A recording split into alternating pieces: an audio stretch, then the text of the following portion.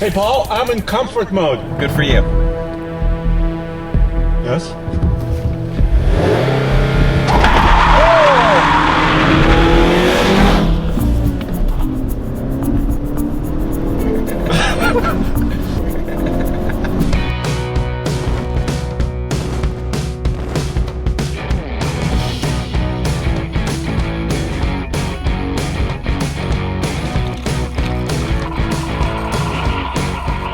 Ladies and gentlemen, meet the 2017 BMW i3 and the brand new Mazda 3. And at first blush, these two cars may only have one thing in common, and that is, of course, the number 3. But stick with me on this one, because on this episode of TFL's Leaderboard, Hot or Not, we're going to find out not just what they have in common, but whether they are hot or not.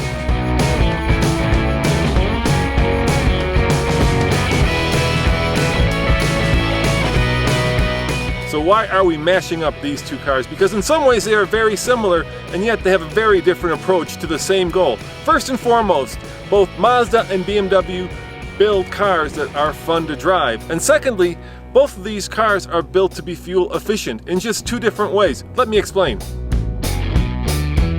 This BMW is an electric car, but BMW has added an range extender. What's a range extender? It's a 650cc two-cylinder engine that can charge up the battery if you drain it driving it around town. Now that of course means that it has a range of about 200 miles. And new for 2017, BMW has put in a 33 kilowatt battery, which gives it about 50% more range. So you get about 100 miles of driving on electricity before you have to switch over to gasoline.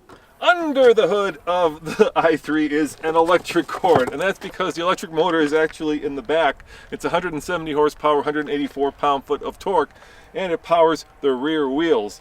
Now the problem with electric cars is that you're always plugging these things in. I mean, they suckle at the teat of the electric grid all the time because you always feel like you don't have enough power. So when you park at the grocery store, you plug it in. When you take it at home, you plug it in. When you go to the airport, you plug it in. And BMW is hoping to do away with all that plugging in by adding the range extender. But nevertheless, I'm always plugging this damn thing in, and that's something you don't have to worry about in the Mazda. This Mazda 3 is powered by a Skyactiv 2.5 liter four-cylinder, and that word Skyactiv is important because Mazda has taken the traditional gasoline engine, made it lighter, and made it as fuel efficient as possible. And in fact, this engine gets 184 horsepower and 185 pound-foot of torque, which, if you recall, is very similar to the BMW. Now, of course, the question is, which of these two cars is faster? So Roman and you usually do this, but where's Roman? I heard he's in Miami, basking in the sun, driving a smart electric car. No, he's at the spa. Oh, he's actually at the spa? Yeah, massage. Okay, go! Whoa!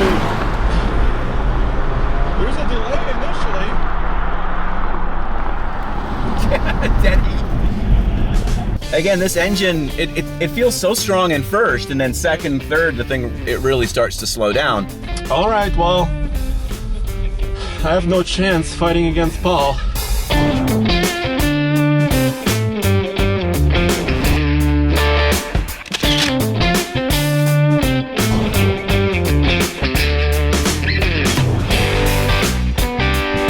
The Mazda 3 in this particular spec is of course a four-door sedan, 4 doors and a traditional trunk, but you can get it as a hatchback. But the i3 is also a hatchback, so they both have the same practicality when it comes to stowing stuff in the back. However, from a sheer styling standpoint, this car is tall and skinny, as are the wheels. It just looks ungainly. Kind of feels like BMW gave all of the style to the i8 and kind of hit this thing with an ugly stick. The great thing about building an electric car is that you can start from a fresh design, and BMW has done that with the interior here. There's a lot of interesting use of materials. You have to actually reach through the steering wheel to start the car, and that is not a good design. This little toggle switch which lets you go into drive, it's alright. It's different. Seems like the Germans have been very keen on actually redesigning the way the cars are now put into drive, and this is just another version of that. However, I do love kind of the interesting shapes, the way that the dashboard flows down and flows up. I love this use of recycled materials. There's a lot of good thinking that went into the design of this car. My favorite feature, and that is plenty of torque. And because it's made mainly of carbon fiber and lightweight plastics, it's also very light. So it gets to use a lot of that torque. So when you floor it, two things happen. Number one,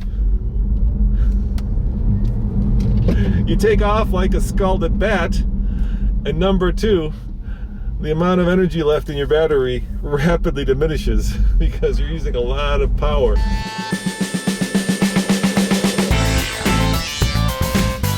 If you were to rate some of the best interiors in the car business, in my opinion, Mazda would be right up there with Audi. That's how good this interior is. The last generation of Mazdas has been just out of the ballpark home runs in terms of just really beautiful, really elegant, really well thought out ergonomically interiors. Of course, this car has white leather seats, and if I were transporting a dog, I would hate that, but I'm not transporting a dog, so I don't mind it. This car luckily comes with a 6-speed manual transmission, and you really need that up here at a mile above sea level, because while this engine, the Skyactiv engine, is very fuel efficient and somewhat torquey, it's not overly powerful. The Mazda has very traditional all-season Dunlops, and the BMW doesn't. I call these Model T wheels. What do I mean by that?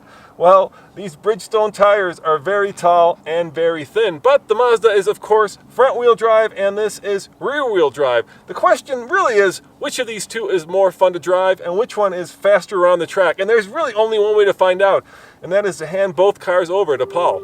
Okay, Mazda3, Grand Touring. The thing does launch like a demon. Easily flat across the hump because it just doesn't have enough power to worry me over the jump.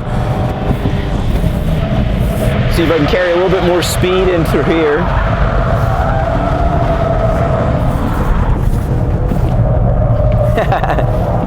And when you have low horsepower and low grip, you know you're not going to have a lot of lap time.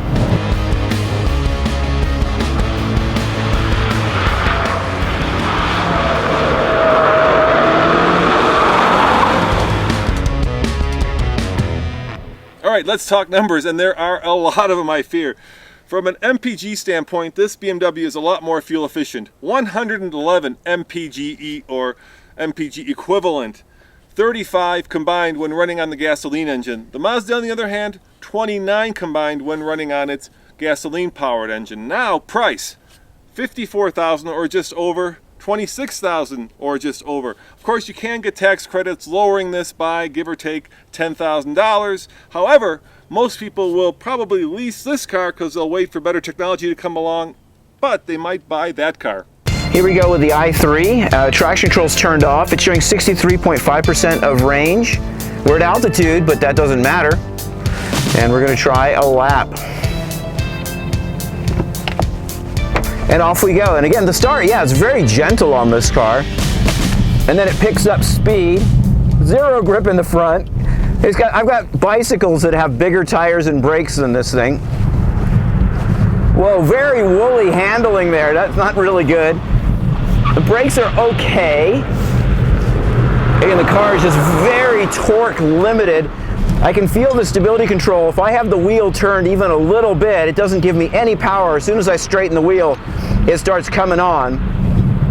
The car has a very weird kind of diagonal porpoising effect. The front end's kind of too soft relative to the rear. And so you can really feel that as you brake and turn into a corner. And then the car is just shutting me down, shutting me down. Again, they're not really made for this. But yeah, this is just an understeer machine going around here, so it's not very frisky.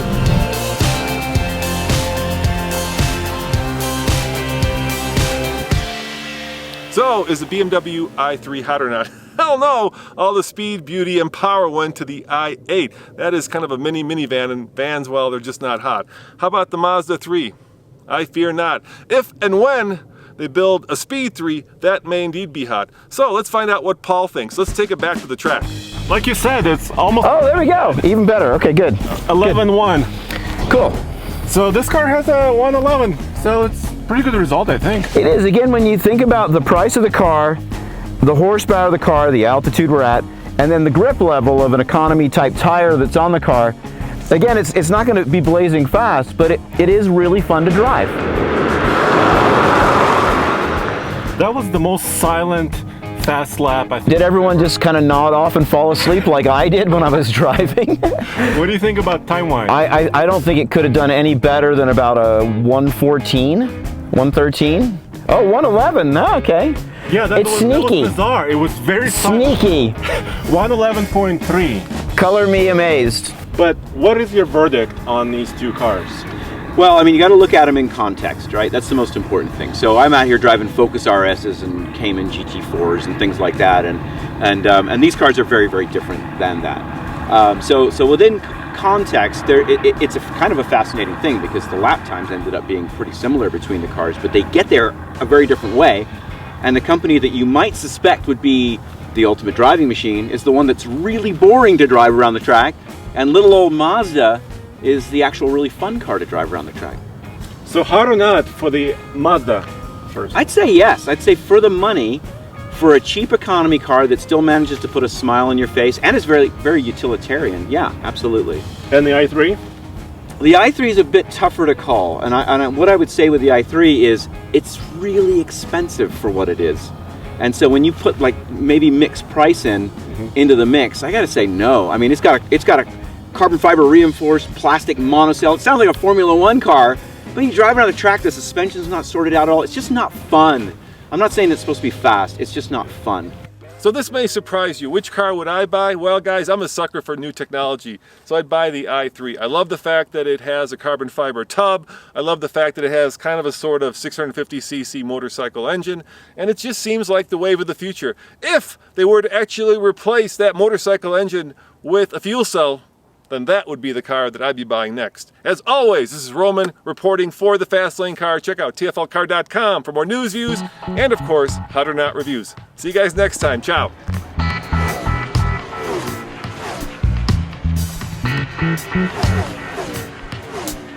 Thank you.